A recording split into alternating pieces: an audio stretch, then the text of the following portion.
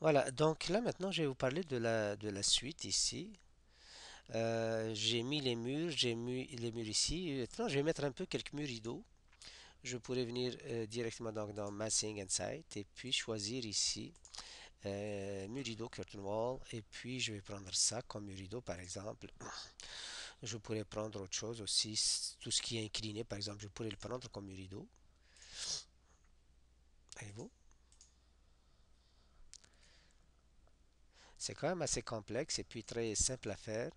Je vais encore ajouter peut-être des toitures maintenant.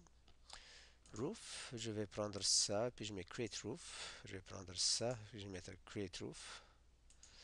Et puis, je vais prendre ça, je vais mettre Create Roof. Et je prends ça aussi comme Create Roof. Là, je vois qu'il me reste encore quelques murs à combler.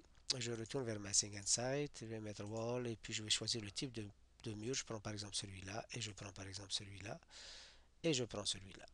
Voilà.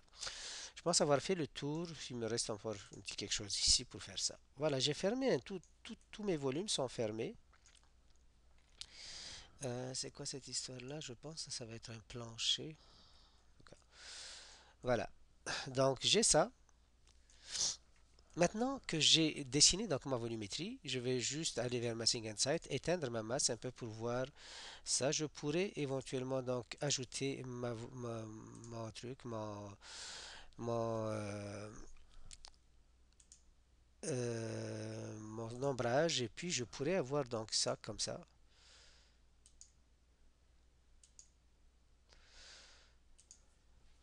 Ok.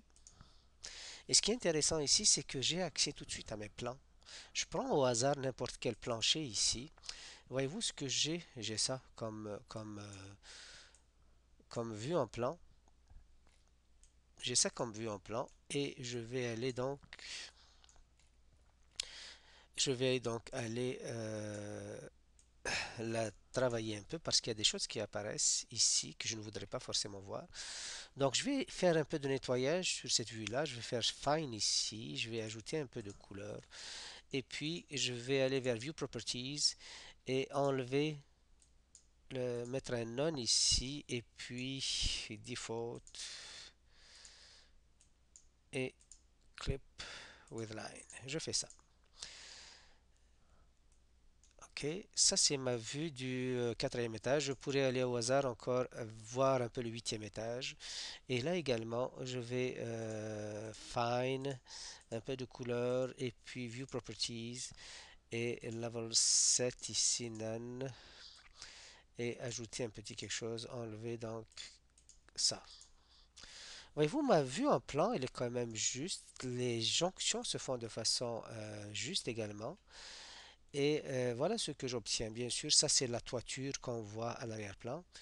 Donc je clique là-dessus pour faire ça.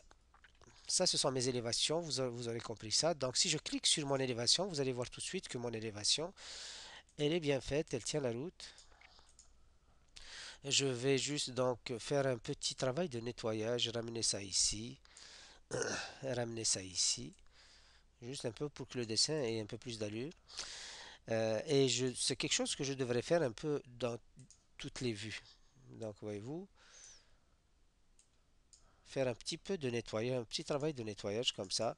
Je pourrais faire toutes les sections que je veux. Par exemple, je vais partir dans cette vue-là. Je pourrais partir dans une autre vue.